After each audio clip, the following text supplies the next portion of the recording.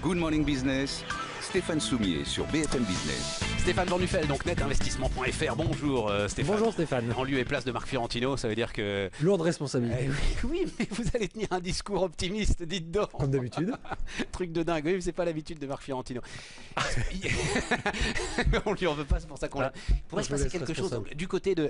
Qu'est-ce qui vous intéresse là en ce moment? C'est énormément, alors on en dira un mot évidemment avec Fleur Pellerin dans un instant, mais c'est énormément tout ce qui pourrait se passer du côté de la capacité d'investissement vers les PME et vers les entreprises. Ouais. Qu'est-ce que vous avez de neuf là justement qui est en train de naître? De neuf, il y a beaucoup de discussions et Madame la Ministre, bien entendu, en parlera mieux que moi, mais ça fait plusieurs mois qu'on en parle ensemble régulièrement, du PEA, PME, etc., voilà. De tous ces mécanismes qui fonctionnent ou qui vont fonctionner pour orienter l'épargne des Français et en particulier vers les petites structures, alors les PME, les TPE, les ETI bien entendu, et aujourd'hui enfin on a sur la table un certain nombre de propositions. Voilà. Des propositions, alors on les étudie, on essaie de comprendre un peu ce qui va se faire, ce qui va se dire, etc.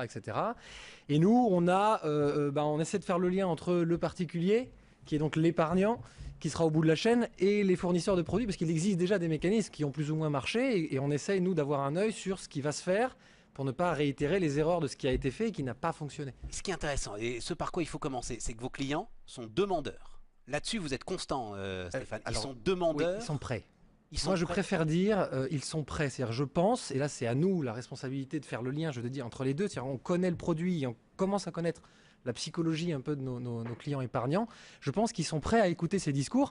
Et ce que vous avez annoncé ce matin avec Gaël Sliman sur les sondages, l'audace. Sur la demande d'audace. C'est quand même incroyable. Les Français sont prêts à de l'audace. Alors, on n'a pas vu ça depuis 1790. Et Monsieur Danton, si je me souviens bien. J'ai bien aimé votre ton ce matin, l'audace, ça nous rappelle les scores sont impressionnants, quoi. Alors après, c'est qu'un sondage, je sais bien, mais quand même. Et puis c'est nouveau. On n'est quand même pas dans une situation économique extrêmement positive. Et pourtant, les Français sont prêts. Alors, ça peut être que de la psychologie, on est d'accord, mais je pense que ça tombe bien, c'est le bon moment, et je crois qu'ils sont prêts à écouter des discours, et je pense qu'ils sont prêts à une pédagogie. C'est-à-dire qu'aujourd'hui, investir dans l'économie réelle, bien sûr, ça inclut un niveau de risque qui est différent de celui du livret A ou du fonds euro d'assurance vie.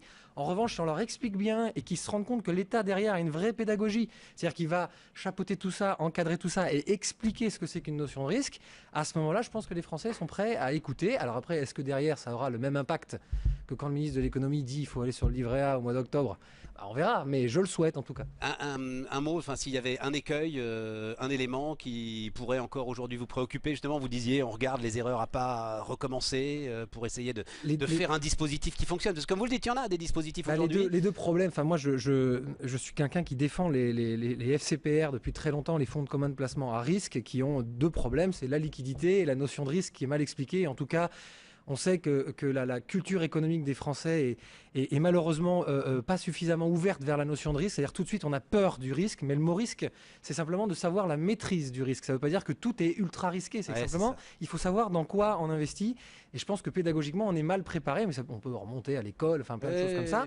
Donc ces produits-là ont mal fonctionné. Et moi je travaille souvent avec des gens qui sont à la tête de ces fonds-là, et ils ont plus de facilité à vendre des FCPI FIP qui ont un avantage fiscal à l'entrée, parce que le client en fait ne regarde rien, l'épargnant ne regarde que l'avantage fiscal. C'est ça qui est terrible. Mais c'est ça qui est terrible. Le FCPR à long terme, où là on devrait s'intéresser à chacune des lignes qui sont dans ces fonds-là et qui ont plus ou moins de bons résultats, et ce, depuis 30 ans. C'est ce qu'on existe depuis 30 ans. Vous savez, c'est ce qu'on disait sur l'immobilier, c'est-à-dire faut pas acheter une défiscalisation, faut acheter un logement. Et si vous achetez une défiscalisation, il faut pas faire ça. Mais c'est pareil pour l'entreprise finalement. Exactement. Faut pas acheter une défiscalisation. On sait que ça a quand même un impact. Je veux dire, aujourd'hui, et on en a parlé, le grand sujet qui a été défendu par les pigeons, et moi je suis entrepreneur, donc je suis avec eux, bien sûr, mais qui est de qu'est-ce qui va se passer pour la sortie de mon entreprise, ne me taxez pas trop pour sortir, etc.